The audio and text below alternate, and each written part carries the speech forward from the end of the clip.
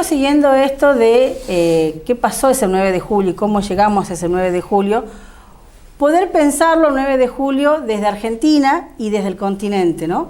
Este 9 de julio, que es anterior a la creación de los Estados-Nación en el continente americano, anterior a la República Argentina, y que sin embargo la Argentina se apropió, se identificó en esa declaración, y desde esa declaración, que también es continental, nos posicionamos como un Estado-Nación. Y desde ahí nos empezamos a construir. Pero, ¿qué significaba declararse independientes en 1816? ¿Qué significaba decirle al rey de España y a las cortes españolas que no pertenecíamos a ellos, que nosotros decidíamos nuestro futuro y que rechazábamos cualquier dominación extranjera, no solamente la de ellos? O sea, ponernos de pie frente a Europa en 1816, por hombres que fueron elegidos políticamente para estar ahí. Porque me parece que del 9 de julio, a diferencia del 25 de mayo, tenemos que hablar que fue una decisión política. Se reunieron hombres para hablar de política y tomar una decisión política. No fue una guerra, no fue una batalla, no fue una rebelión, fue una decisión política. El continente empezaba a pensarse políticamente. Y de algunos hombres, porque no todos pensaban y no todos participaron del Congreso, ¿no? Eso también es importante destacar. ¿Quiénes fueron las provincias que no participaron de ese proceso y por qué no participaron? Creo que también eso explica el hoy. No estamos alejados de esa historia, ¿no? Para contestarte, lo primero sí, por ahí te da pena ver el acta de independencia argentina, ¿no? Cuando vos decís, nace después, es como la achican a la independencia. Y la parte esta que me decís de las distintos imperios, y ahí el acta lo dice clarito, y de toda dominación extranjera.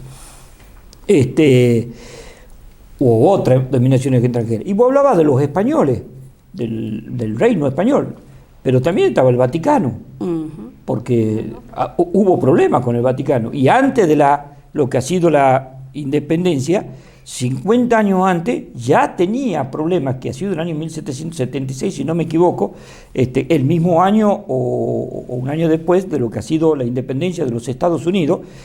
Ya vieron de lo que había pasado ahí en Estados Unidos, e inmediatamente lo que hacen es, hay que sacarlo a los jesuitas que andan educando gente, y la educación en el pueblo va a traer conocimientos, preguntas y aires independentistas. Entonces lo sacaron, pero ya estaba puesta la vacuna, digamos, ya estaba puesto el germen para que pueda nacer lo que eran estos padres de la patria. Entonces, al sacar los jesuitas, lo que fue el mismísimo Vaticano que ha pedido y lo saca el rey, podemos decir de que no tan solo se enfrentan a los ingleses, a los franceses, al Vaticano, y se enfrentan directamente con los españoles. O sea que había una decisión muy fuerte de ser. Lo que sí te puedo decir es que la idea de ser independiente era porque no había salida, por la gran opresión, la cantidad de muertes que había de lo que era el originario. Y uno no entiende esta parte hasta que no termina de detallarlo. Era una herramienta el hombre de las tierras americanas, el indio, como se le puede decir, el negro, el mulato, no dejaba de ser una fuerza de tractor. Entonces, como había mucha herramienta, se podía trabajar mucho la tierra. O sea, había riquezas para dar porque había mucha sangre que podía traccionar. Entonces, eso cada vez era más virulento, y en esa virulencia alguien dijo, no dejan de ser seres humanos, no dejan de ser hombres.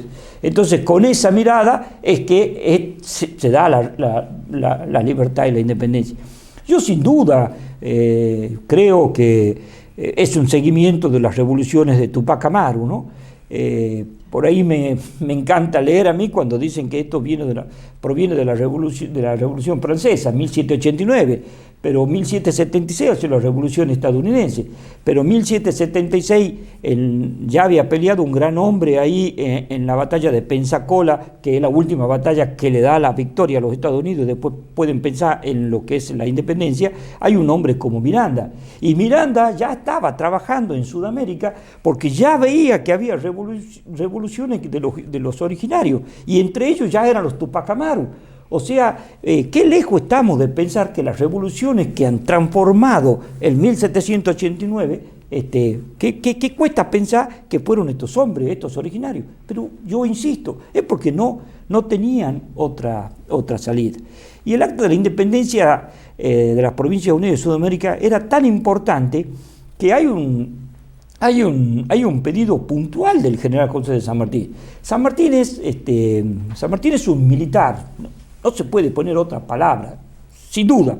Él necesitaba la orden, y necesitaba una orden a lo cual decía, terminen, den la independencia, traigan esa acta, que con eso yo cruzo a Chile y sé que me tengo que ir a Perú. Pero él necesitaba cumplimentar, pero necesitaba un acta, necesitaba una orden, necesitaba un trabajo, una decisión política. Y esa decisión la dan en el año 1816. Fíjate vos que Chile firma el acta de la independencia en el año 1830. 33, 36, por ahí firma. Y la firman cuando en la historia nuestra, la última batalla ha sido en Ayacucho en el año 1825, y ya está, ya no había más realista. Entonces vos decís, y 11 años después, el acta de independencia de Chile. Bueno, pero si ya no había más. Entonces, ahí hay unas cuestiones a donde hay unos celos, y en esos celos y en esas cuestiones son las insidias que han ido poniendo en cada ciudad a los efectos de que nosotros no tengamos esa cuestión continental. Pero bueno, que la diga Chile que no somos continental, un acta de independencia, está bien. Que la diga Bolivia, está bien. Que la diga Perú, podría ser. Pero que la diga Caracas o que la diga San Miguel de Tucumán, no, porque los dos eran sueños de una cuestión netamente continental.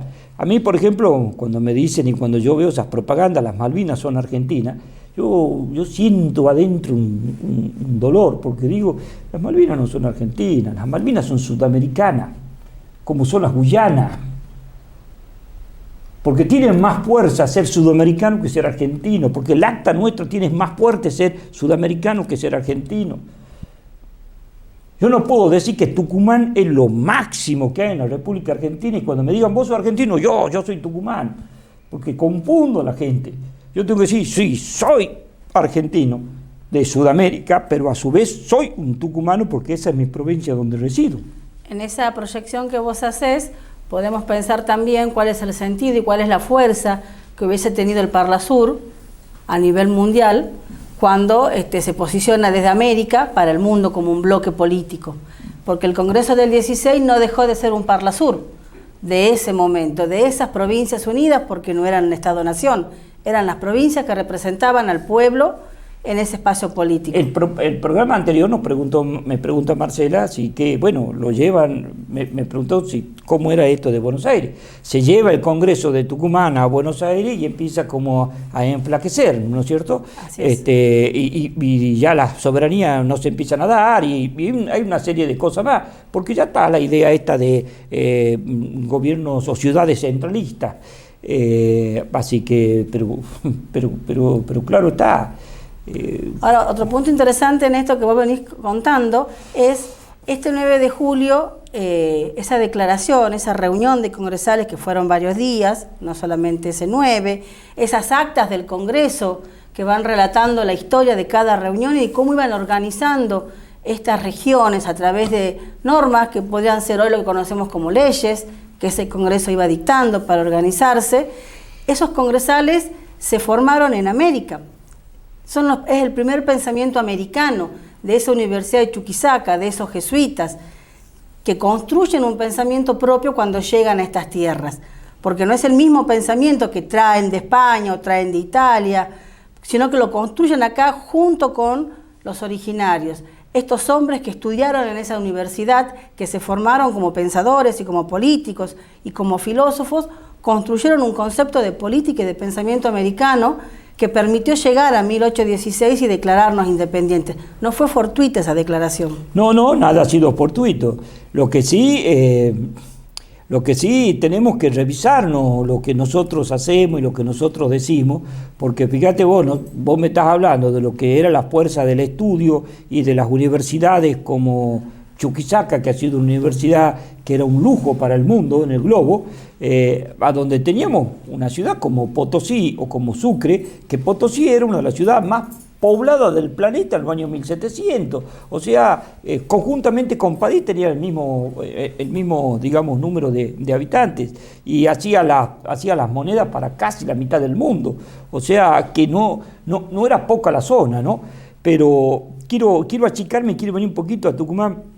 A mí me da mucha pena, por ejemplo, Lules, que hemos tenido las ruinas de los jesuitas, el Lules, pero poco sabemos de ello.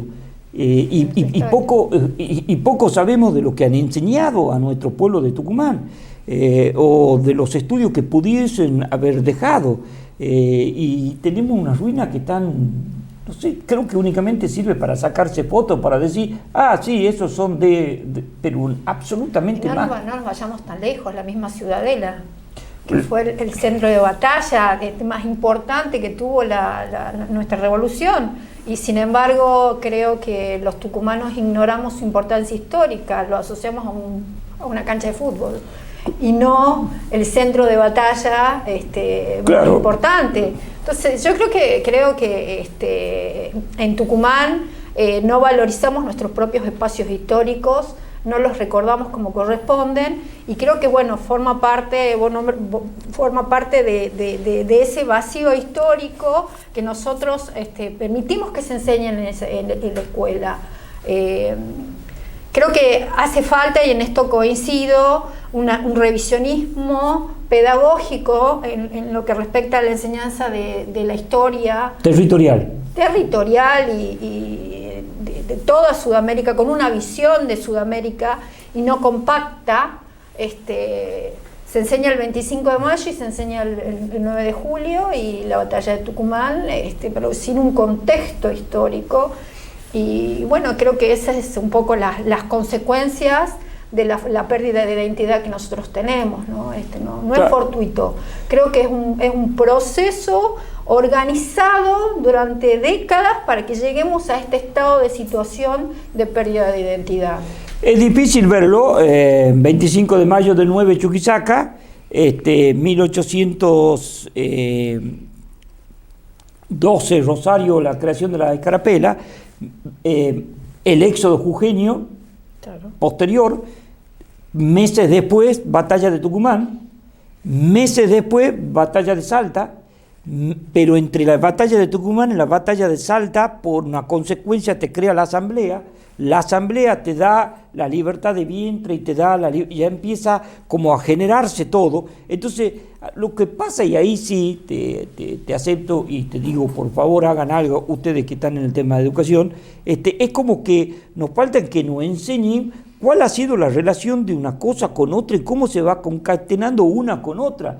No es un montón de eslabones y unas cadenas rotas tiradas por ahí y que uno piense, voy a poner este eslabón con este. No. Para mí la asamblea del año 1813 es una consecuencia directa de lo que ha sido la batalla de Tucumán. Y nosotros todos estamos sabiendo lo que es el combate de San Lorenzo, que no le resto menos mérito, pero es un combate. Saben los militares que el combate es menos, es más chico, pero una batalla son ejércitos que se presentan. Bueno, todos saben del combate de San Lorenzo, pocos saben de la batalla de Tucumán, y muchos menos saben de la batalla de Salta, pero también se la da como una pérdida Vilcapugio y Ayohuma. Cuando Vilcapugio y Ayohuma tal vez se ha perdido el momento ese, pero se ha generado muchas más revoluciones que en el año 1825. Después viene el ejército de Bolívar con Sucre a la cabeza y terminan dando ya el último bastión y sacando a los realistas, ¿no? Así que podemos pensar entonces la necesidad de construir esta historia desde sus orígenes, entendiendo que una acción tuvo como consecuencia otra acción que llevó a reunirnos en Tucumán y a declararnos independientes de toda dominación extranjera ante el mundo. Creo que sobre eso podemos hablar en el próximo encuentro.